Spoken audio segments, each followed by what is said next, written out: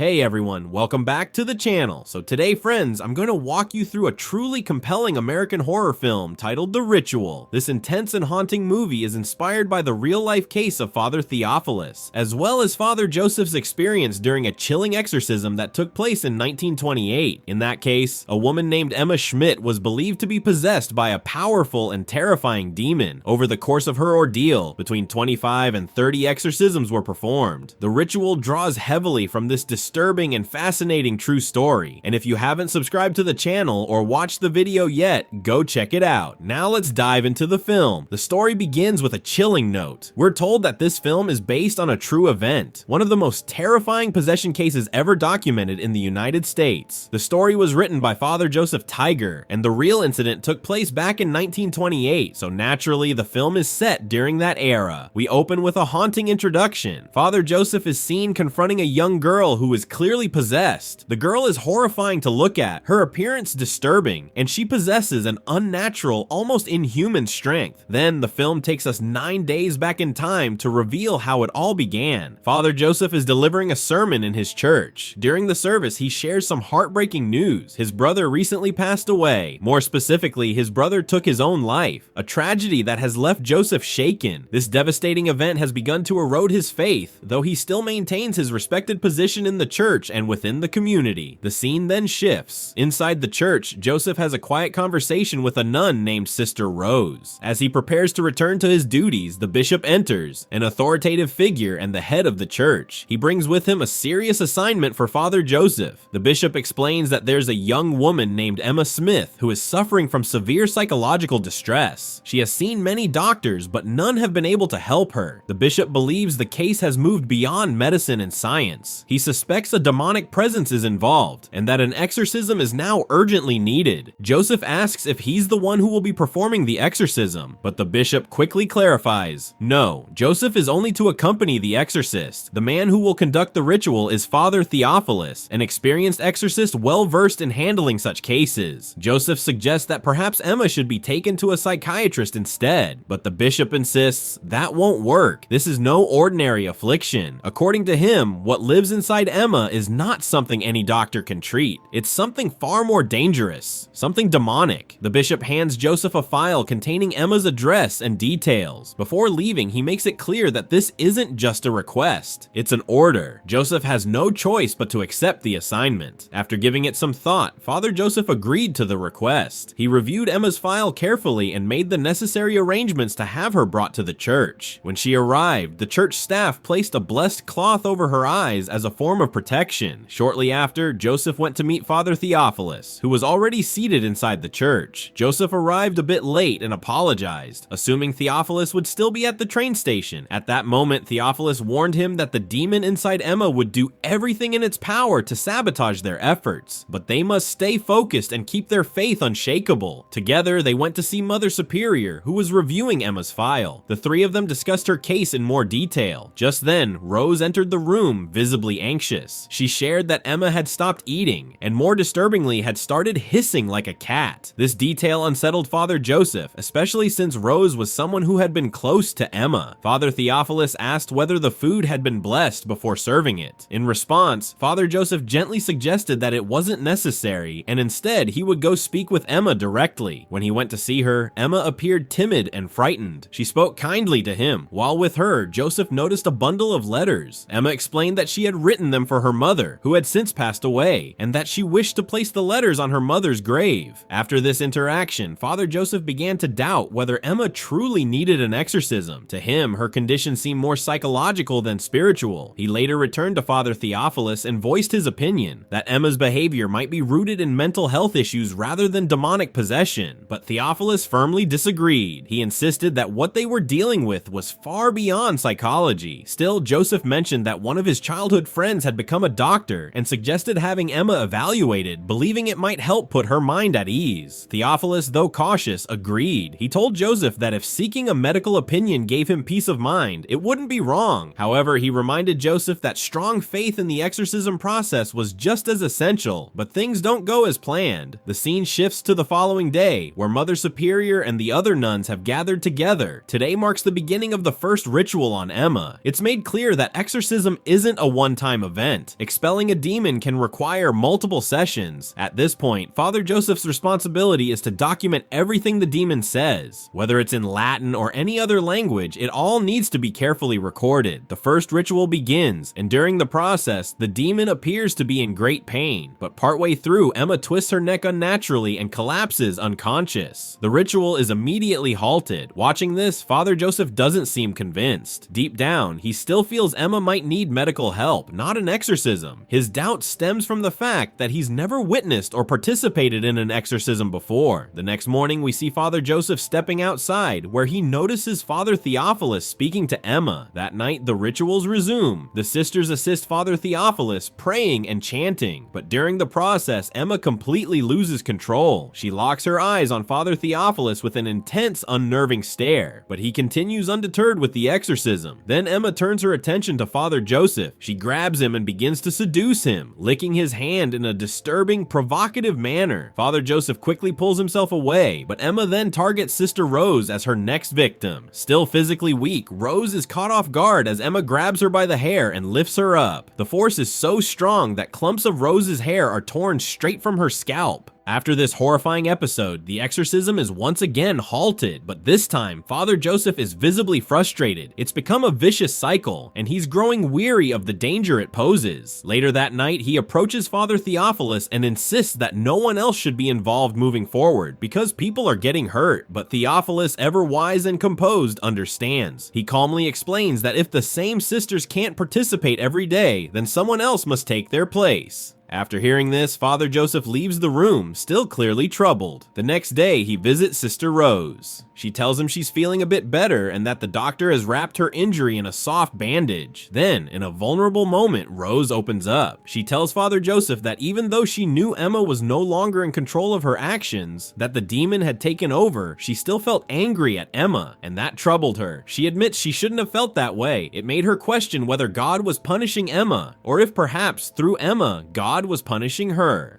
Rose had never felt so much bitterness toward anyone before, and the feeling left her deeply ashamed. Father Joseph gently reassures her, telling her it's not her fault. This experience is completely new for her, and she probably wasn't fully prepared for what it would entail. He encourages her to let it go. Then, he offers a prayer for Sister Rose and quietly takes his leave. The scene then shifts to the third day, the time for the third ritual. This time, a new sister joins in, as the same person doesn't assist every day. However, as soon as she sees Emma, she becomes visibly frightened. Her fellow nun tries to comfort and encourage her. Meanwhile, Father Theophilus has had Emma restrained and tied to the bed to prevent her from harming anyone. Then he begins the prayer, the ritual of exorcism. Almost immediately, the demon within Emma reacts in agony. Emma begins vomiting, and her body starts to tremble violently. The two sisters try to steady her as best they can. Her eyes roll back, turning completely white, and then she suddenly twists her neck and goes completely still. That eerie silence doesn't last long. Chairs around the room begin to move on their own. The demon inside Emma starts to speak, accusing everyone present of being sinners and seers, hiding their own sins. The atmosphere becomes so intense that they're forced to stop the ritual once again. Later, Father Theophilus sits in silence when Father Joseph approaches him, seeking answers. He wants to know what exactly just happened. Why did the demon say those things? Theophilus calmly explains that it wasn't Emma speaking. It was the demon possessing her. He doesn't elaborate much further and quietly walks away. That night, while Joseph is asleep, he's awakened by strange sounds. The next day, he begins experiencing visions of Emma repeatedly. The trauma of what he's witnessed is taking a toll. He's never seen anything like this before. The next scene brings us to the fourth ritual. Once again, they prepare to continue. This time, the sister assisting the ritual clutches a chaplet, a rosary necklace, tight in her hands, praying nervously because she's overwhelmed with fear. Father Theophilus begins the exorcism. Suddenly, Emma starts vomiting again, prompting him to call for a bucket. Then, Father demands that the demon reveal its name, but instead of answering, the demon commands him to put down the chaplet. Father Theophilus responds firmly, saying, "There is no chaplet here." But just then, a chaplet falls from the sister's hands and drops to the floor. Father picks it up, sets it aside, and then once again demands the demon's name. But now, the demon began to psychologically manipulate Father Joseph, intensifying his inner torment. It taunted him, cruelly asking, "Is your brother still hanging around?" A question that cut deep into Joseph's grief. Meanwhile, Father Theophilus tried to refocus the ritual by demanding the demon's name, but the entity responded in a language that sounded either German or Latin. Suddenly, Emma vomited violently, and in the vomit was a chunk of raw flesh. The disturbing sight, combined with the mention of his deceased brother, deeply rattled Father Joseph. Overwhelmed, he left the room and retreated to a quieter space. The following day, we see Joseph going through his late brother's belongings. Among them, he finds a saint, Michael medallion, an emblem of the Archangel Michael, who, according to the Bible, leads God's army against the forces of evil. Along with the medal, he discovers an old childhood photograph of himself and his brother. The memory clearly stirs something in him. Later, Joseph goes to Emma's room to bring her food. There, he finds a disturbing note written by Emma. The message implies a promise of reward if he were to hand her over to her, a cryptic reference tied to betrayal, drawing a parallel to Judas. For context, Judas Iscariot was one of Jesus Christ's disciples who betrayed him for 30 pieces of silver. Joseph, sensing the dark implications of the note, shows it to Sister Rose. He becomes convinced that the demon inside Emma may be identifying as Judas himself, but whether that belief is accurate remains unclear. The scene then shifts to the start of the 5th exorcism ritual. As they examine Emma beforehand, they discover fresh blood spots all over her body, bruises and wounds with no clear origin. It's assumed the demon may have caused them. Father Theophilus begins restraining Emma once again, but Joseph objects, saying they're making her condition worse. He pleads with Theophilus to stop, arguing that his doctor friend would be arriving in a day or two, and perhaps Emma simply needs medical help. However, Theophilus insists that if they delay, Emma might not survive. With no time to spare, the ritual resumes. As it begins, Emma suddenly jolts awake, staring intensely at everyone around her. She then starts speaking in Latin, and Theophilus responds in kind. Emma becomes increasingly violent, thrashing uncontrollably, so much so that she snaps part of the bed frame. The sisters try to hold her down, but in the chaos, one of their hands is crushed beneath her. At that point, Joseph puts a stop to the ritual. He orders everyone out and confronts Father Theophilus, insisting that they need to end this. He firmly believes that Emma is suffering from a psychological illness and needs urgent help from a doctor, not another exorcism. Theophilus, however, challenges Joseph's conviction, saying his doubt stems from a weakened faith. But Joseph stands his ground. Seeing this, Theophilus finally opens up and shares a personal truth. He reveals that this isn't his first encounter with Emma. Years ago, when she was just a child, her mother had reached out to the church for help. Back then, Theophilus was newly ordained as an exorcist, young, inexperienced, and unprepared. But even then, he knew Emma was possessed. Unfortunately, due to his lack of understanding at the time, they left her alone, and now the demon had returned, stronger than ever. After that, Emma was placed under the care of a doctor. She used to write letters to Father Theophilus saying she was getting better, which at the time seemed like a good sign, but the demons inside her had only gone dormant, lying in wait for the right moment. They were growing stronger. When Emma finished school and her mother passed away, the demons saw their opportunity. With Emma emotionally broken and vulnerable, they began to completely take over her body, feeding on her inner weakness, as demons often do. Father Joseph then asks, "Why Emma?" To which Theophilus replies that Emma is highly sensitive, and people like her are easier for demons to influence and control. That's when Theophilus makes it clear they have no choice but to continue the exorcism. If they stop now, Emma might not survive. The next day, Father Joseph begins investigating Emma's past more closely. He discovers that Emma's aunt, Mina, her mother's sister, and her father, Jacob, were rumored to be involved in witchcraft. It's said they even gave Emma cursed food at times. The reason? Mina and Jacob were allegedly having an affair. Whether this was true or just a rumor remains uncertain, but the implications are disturbing. Meanwhile, Sister Sarah arrives and urgently brings Father Joseph to Emma's room. There, he finds Emma completely unclothed and severely injured. Father Theophilus rushes in and quickly covers her with a cloth. The trauma she's inflicted on herself is clear and devastating. The scene shifts again. Mother Superior is growing increasingly concerned. The situation is spiraling, and the other sisters are deeply affected, frightened, disturbed, and traumatized by Emma's behavior, which has become increasingly violent. Mother Superior tells Theophilus he has 1 week. That's it. Emma is then moved into the cellar, as keeping her near the other sisters had become far too dangerous for everyone involved, including Emma. Finally, Joseph's friend, the doctor, arrives and examines Emma. He gives a clinical assessment. Emma is severely malnourished and dehydrated. Her body is exhausted, and she's in desperate need of rest, food, and water. Elsewhere, we see Sister Rose growing increasingly unhinged. Her anger is intensifying, but this fury isn't her own. It's the demon inside Emma, projecting and provoking Rose, feeding on her emotional instability. Its goal is clear: weaken her faith, disrupt her focus, and ultimately sabotage the ritual. After this, we see Father Joseph praying alone in the church, but something isn't right. He keeps seeing visions of Emma again and again. It's clear now. The demon is toying with his mind. Soon the bishop arrives to speak with him. He asks about Emma's condition. Joseph replies honestly, Emma isn't doing well. The bishop reminds him that as a parish priest, he must stay strong and keep his courage. After the bishop leaves, Father Joseph remains inside the church. Sister Rose approaches him and explains that the sister whose hand Emma had crushed needs time to rest, so she will be taking her place during the next ritual. We then move into the scene of the 6th ritual. As the ritual begins, the demon once again targets Father Joseph, mocking him over his brother's death. Overwhelmed and emotionally shaken, Joseph loses his composure and steps away. The moment he leaves, Emma collapses, unconscious. But it was a trick. The demon had staged the collapse. Emma suddenly frees herself and climbs up the wall in a disturbingly unnatural way. Father Theophilus, however, remains calm and manages to bring her back down. The scene shifts to Mother Superior, who is deep in prayer when she hears a strange sound echo through the church. This marks a turning point. Something truly sinister is beginning to happen within the church walls. Meanwhile, Father Theophilus encounters a demonic entity in his own room. The figure speaks to him in Latin, clearly attempting to break his resolve. The demon is working on every front, attacking their willpower and faith. At the same time, Sister Rose becomes possessed. She stares into a mirror with an eerie intensity, clearly no longer herself. Suddenly, the mirror shatters. Thankfully, another sister intervenes just in time, and Rose snaps out of it, regaining control. Later that night, Father Joseph, still haunted by thoughts of his brother, begins seeing Emma inside his room. Fear grips him, then he feels a strange sensation in his hand, the very hand Emma had licked earlier. It feels as if something is flowing beneath his skin, like water moving inside his flesh. The sensation becomes unbearable, and in desperation, Joseph even tries to bite his own hand to stop it. It's all the demon's doing, working relentlessly to break their spirits and shatter their faith from within. The next day, Father Joseph went to see Father Theophilus and shared everything. He explained how Emma was tormenting him, how she somehow knew personal things about his brother that no one else could have possibly known. Joseph opened up for the first time, revealing that his brother had died by suicide after struggling with deep emotional pain. It was something Joseph had never told anyone. By the time others realized what was happening, it was already too late. Father Theophilus listened patiently, then calmly explained that this is exactly how demons work. They target emotional wounds and feed on unresolved pain. Their mission is to weaken a person's faith, and that was what the demon was doing to Joseph. He reminded Joseph that faith is their only weapon. Without it, they would never stand a chance.